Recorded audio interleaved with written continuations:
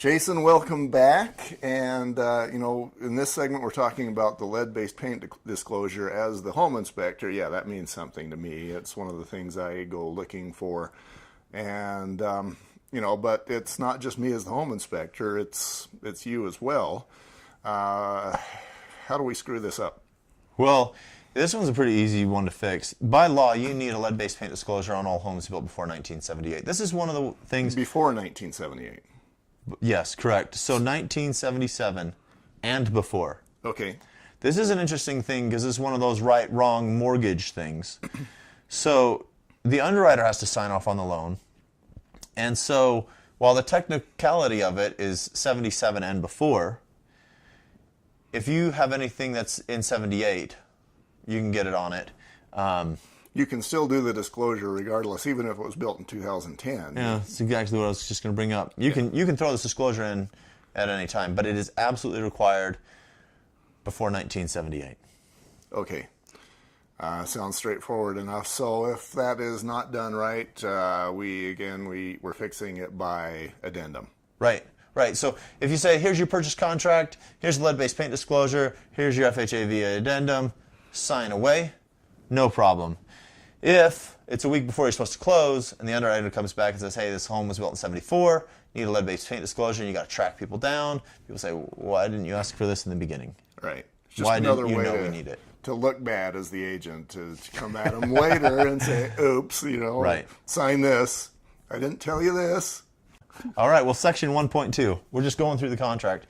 This is the one where it says this property is included with the home property. This personal property is included with the real property.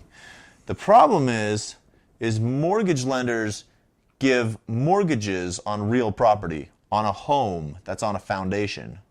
We don't do auto loans or lawnmower loans or hot tub loans or swing set loans or really nice shed in the backyard loans. So if it's attached, it goes with the property. If it's unattached, it goes in section 1.2.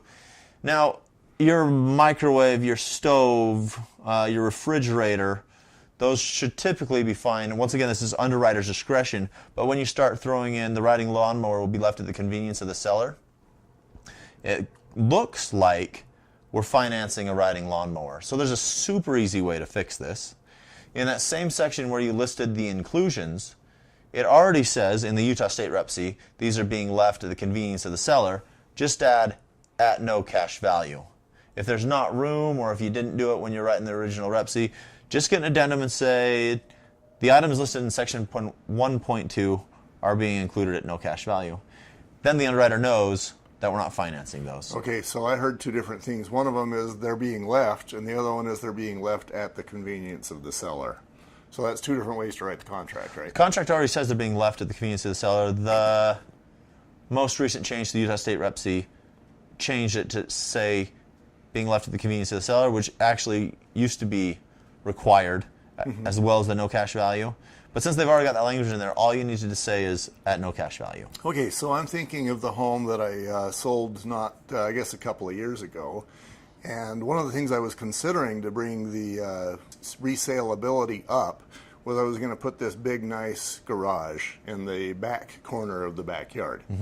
We didn't do it, but, and that would have been on a foundation, etc. Garage doors, stucco. So that wouldn't even have been listed. That would have been part of the real property. That would have been part of the real property. Whereas if it was a tin shed, that's not real property. Yeah, if you and a bunch of buddies can pick it up and walk away with it, that's kind of the distinction. What about, now I'm trying to find a gray zone here. What about maybe a tough shed, where it's a really cool shed and it's super heavy, but I suppose if you were working real hard at it, you could move that shed. Right. Just like a mobile home, right?